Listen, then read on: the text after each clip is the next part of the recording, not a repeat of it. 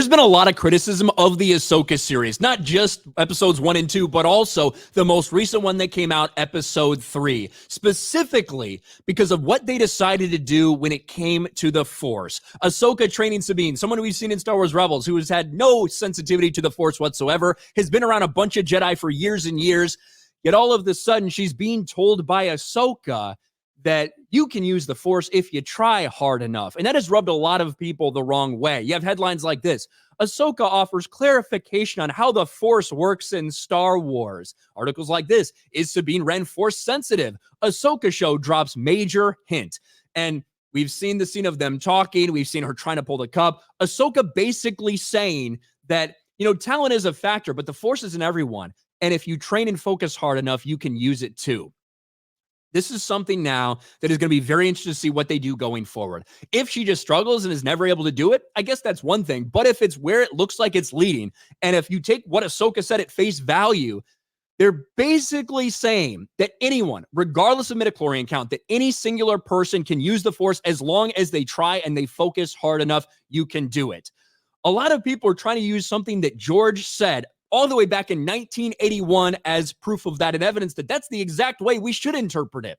We're going to go over this, and then I'm going to tell you something else George said much more recently after, things changed and he made the prequels and he had these things called midichlorians, and we're going to compare these two things.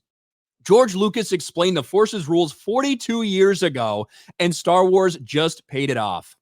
While breaking the story for Return of the Jedi, George Lucas explained the rules of becoming a Force user, and Ahsoka has paid it off. Here are these quotes. The Force was available to anyone who could hook into it. Lucas: yes, everybody can do it. Kazan: not just the Jedi. Lucas: it's just the Jedi who take the time to do it. Like yoga. If you want to take the time to do it, you can do it. But the ones that really want to do it are the ones who are into that kind of thing. Also like karate. And he would go on to explain that as long as you train hard enough for something, you could be more, adept or proficient, but if you train, you can be able to practice karate.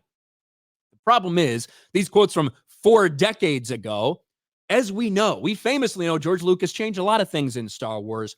He also changed a lot of things for the prequels specifically, and included something in Phantom Menace that a lot of people don't like. That's called midichlorians. Well, it turns out we have a book that came out in 2020, an interview that was probably conducted in 2017, 18, 19, somewhere in that time frame, after the sale to Disney, well after George Lucas made the prequels. This is the most recent thing we have heard from George Lucas on the topic of the Force in any real depth. He says something a little bit fucking different, which is actually completely contrary to the comments that he made 40 fucking years ago. Paul Duncan is the one, right? This is his book right here, The Star Wars Archives. This is fucking awesome. This is all about the making of the prequels, whether it's behind the scenes stuff, whether it's conversations between a lot of people at Lucasfilm, whether it's concept art, or whether it's talking to George Lucas now, when this was written, versus what was in his mind when he created it. Let's read this. You can find it in here, but I wanted to show you guys the actual pages. Paul Duncan: you introduced midichlorians in episode 1 as indicators of the Force. George Lucas: this is the cosmology. The Force is the energy, the fuel, and without it, everything would fall apart. The Force is a metaphor for God, and God is essentially unknowable. But behind it is another metaphor, which fits so well into the movie, I couldn't resist it. Midichlorians are the equivalent of mitochondria in living organisms and photosynthesis in plants. I simply combined them.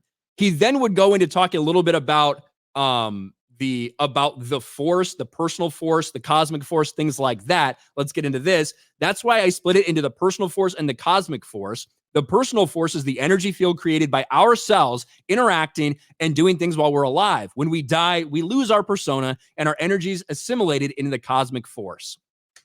Here's the paragraph of importance. If we have enough midichlorians in our body, we can have a certain amount of control over our personal Force and learn how to use it, like the Buddhist practice of being able to walk on hot coals. Some people can't because they just don't have as many midichlorians. That's just genetics. So the more midichlorians we have, the more accessibility we have to use the Force. So we have to be trained how to use it. And then he goes into talking about training and how even if you have talent, you still need to be trained, which we know that to be the case. And then he actually says this: so you have to be found and fostered. If you have more than a certain number of midichlorians, you can become a Jedi. The Jedi will train you to connect, blah, blah, blah. The important parts of this are just like a lot of things happen in the decades and decades that George decided to make changes here and there to Star Wars.